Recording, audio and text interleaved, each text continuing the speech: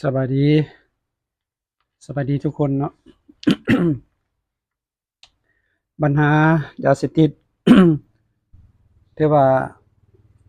ปัจจุบันนี้ก็บ่หยุดบ่เซาพี่น้องมื้อนี้อ้ายนกจะขอยกประเด็นเรื่องยาเสพติดมาให้พี่น้องนะครับชมเนาะปัจจุบันนี้ยาเสพติดนี่ถือว่ายังบ่ลดละพี่น้องยังหนักหน่วงถูกยึดแล้วก็ยังคนมาเติมเนาะเป็นขบวนการ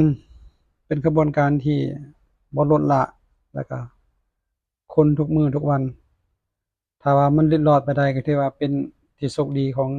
กลุ่มคนบ่ดีเนาะถ้าว่ามันถูกเจ้าหน้าที่กักยึดได้ก็ถือว่าเป็นการโชคร้ายของเขา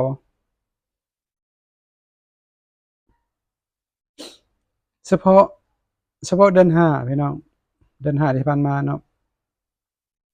ที่ว่าทางเจ้าหน้าที่แขวงบ่อแก้วก็ส่วนหลายมันจะเห็นอยู่ทางภาคเหนือของลาวเราพี่น้องเป็นขบวนการใหญ่อีหลีเนาะที่ว่าเดือน5ที่ผ่านมาหั่น ทั้งเจ้าหน้าที่แขวงบ่อแก้วก็สามารถม้างคดีหรือว่ายึดคดีคนยามานี่ได้ประมาณอยู่3คดีเนาะคือ2คดีมันคดีอยู่ด่านน้ำกึ่งจะเป็นด่านระหว่างห้วยทรายกับต้นเผิงเนาะก็มีเส้นทางเดียวจากต้นเผิงมาหาห้วยทรายเนาะแต่ว่าเพิ่นจะมีด่านกักอยู่กับบ้านน้ำกึ่ง แล้วก็เจ้าหน้าที่ก็สามารถยึดรถประเภทรถตู้กับรถ12ล้อรถหัวลากเอิ้นว่าเนาะรถหัวลากครั้งที่1นั้นวันที่วันที่10พี่น้องครั้งที่1วันที่10เดือน5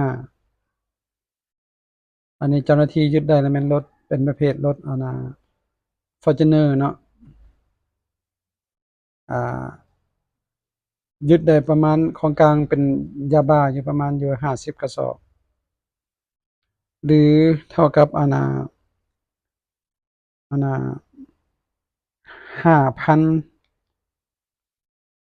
5,000 มัดเนาะแล้วก็เท่ากับ10ล้านเม็ดพี่น้อง10ล้านเม็ดป๊าโถบ่ธรรมดาถ้ามันดิ้นรอดไปได้เนาะครั้งที่2แม่นวันที่17จากวันที่ครั้งที่1น่ะมันวันที่10เนาะครั้งที่2วันที่17เดือน5 2025แล้วก็จุดเดิมจุดเก่าเนาะคือด่านน้ำกึ่งพวกคนร้ายนี่จะขนมาทางบกเนาะอาศัยรถ12ล้อเป็นประเภทรถหัวลากเพื่อตบตาเจ้าหน้าที่เนาะแล้วก็เจ้าหน้าที่ก็สามารถกวดกาแล้วก็ยึดของกลางได้ตัวนี้หนักพอสมควรพี่น้องเป็นประเภทยาบ้านี่ประมาณอยู่78เป๋าเนาะ78เป๋าแล้วมีอยู่ประมาณอยู่9,000 9,750มัดแล้วก็ตกอยู่ประมาณ19,500,000เม็ดพี่น้อง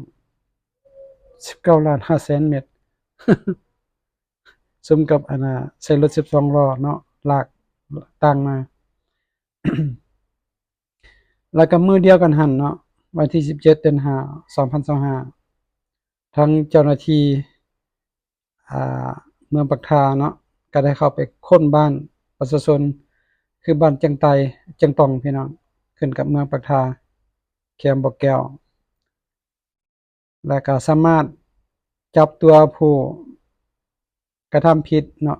คือ2ผัวเมียพร้อมด้วยยาบ้าที่ไปซุกซ่อนไว้อยู่ป่าหญ้าหลังสวนบ้านเนาะหลังหลังบ้านเนาะ หลังสวนบ้านเพราะว่าหลังบ้านจะมีสวนเนาะย้อนเนาะแล้วมีป่าหญ้าก็จะเชื่อมไว้หั่นและกรณีที่3นี่มันจำนวนอยู่86มัดพี่น้องจำนวนอยู่86มัดแล้วก็มี5ธงน้อยเนาะนี่เป็นประเภทยาบ้าหรือเท่ากับ173,000 เม็ด173,000 เม็ดเนาะทางเจ้าหน้าที่ก็ได้จับตัว2ผัวเมียหั่นเนาะเพื่อเอาไปดำเนินคดีแล้วก็สืบสวนสอบสวนขยายผลผู้ใดเป็นผู้เอามาส่งให้เนาะแล้วก็ผู้ผลิตแล้วก็สิไปจำหน่ายให้ไผเนาะแล้วก็เพื่อจับตัวพวกดังกล่าวเข้ามาดำเนินคดีตามระเบียบกฎหมายของบ้านเมืองเนาะพี่น้องเนาะเพียงระยะ1เดือนเดือน6คือวันที่4เดือน6นี่เองเนาะที่4เดือน6นี่เองอ่าทางเจ้าหน้าที่ปกส.แขวงบ่อแก้วเนาะก็ได้ข่าวอ่าบอกว่าจะมีกลุ่มแก๊งขายยาบ้าเนาะจากคนยาเสพติดเข้ามาในเขตบ้านศรีดอนเมืองพี่น้องศรีดอนเมืองขึ้นกับเมืองต้นเพิ่งแขวงบ่อแก้วจากนั้นเจ้าหน้าที่ก็ได้สมทบกับปกส.กลุ่มบ้านเพื่อติดตามกลุ่มแก๊งดังกล่าวเนาะพอตกมาในเวลาประมาณอยู่6 โมงแลงหรือเท่ากับ18หรือ18โมงกลางคืนตอนหัวค่ำก็ได้มีแก๊งดังกล่าวเนาะขี่เรือมาจอดอยู่ที่ว่าเรือจอดอยู่แคมป์บ้านศรีดอนมีที่ว่าอาศัยน้ำคลองพี่น้อง2ทางน้ำคลองเป็นบ่อนลำเลียงยาเสพติดของพวกเขาเจ้าเนาะจากนั้นก็เจ้าหน้าที่ก็ได้ขับรถลงไปหาบ่อนที่เขาเจ้าจอดเรืออยู่เนาะแล้วกลุ่มคนร้ายได้เห็นแล้วก็พากันหลบหนีเนาะแล้วก็มีเสียงปืนแตกขึ้นอยู่3นัดมีผู้หนึ่งหั่นโดดลงน้ำเจ้าหน้าที่ก็ได้ยิงปืนขู่ประมาณอยู่10ลูกเนาะแล้วก็สามารถจับตัวผู้กระทำผิดหั่นเนาะได้1คนอีก5คนที่ว่าเอาตัวหลบหนีได้เนาะของกลางในเทื่อนี้นี่เป็นประเภทยาเคตามีนพี่น้องมีอยู่200มัดหรือเท่ากับ200กิโลกรัมเนาะแล้วก็เป็นรถไฟฟ้า1คันแล้วก็จับคนร้ายได้1คนคือเฒ่าไม่นวลเนาะไม่นวลแสงพนวันอายุอยู่42ปีอาชีพกรรมกรอยู่บ้านศรีดอนมีเมืองต้นเพิ่งแขวงบ่อแก้วพี่น้องแล้วก็จับตัวผู้เกี่ยวเพื่อไปสืบสวนสอบสวนดำเนินคดีแล้วก็เพื่อสืบสวนสอบสวน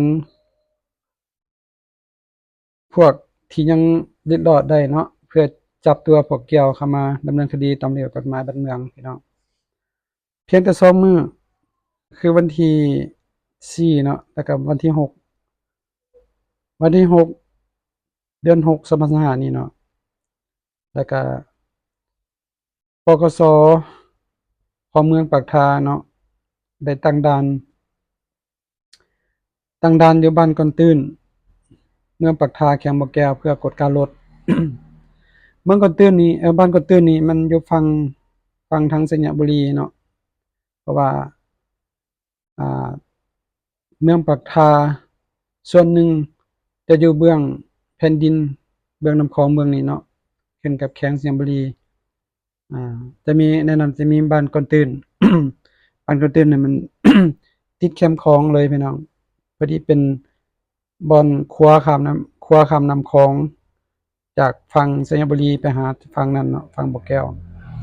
แล้วเจ้าหน้าที่ก็ได้ตั้งด่านไว้เนาะเพื่อกวดการรถ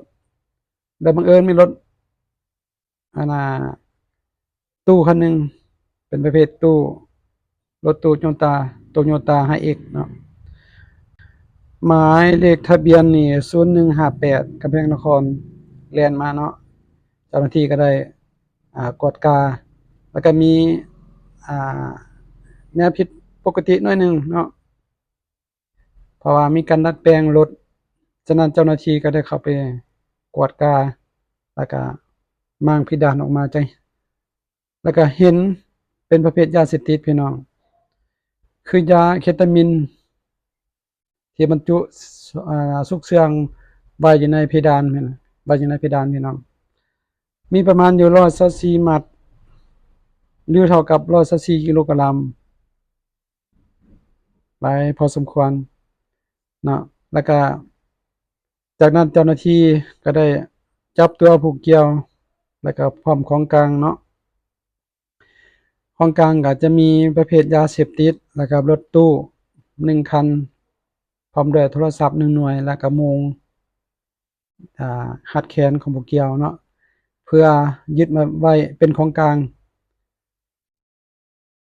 เพื่อดำเนินคดีเนาะแล้วก็สืบสวนสอบสวนกลุ่มเป้าหมายที่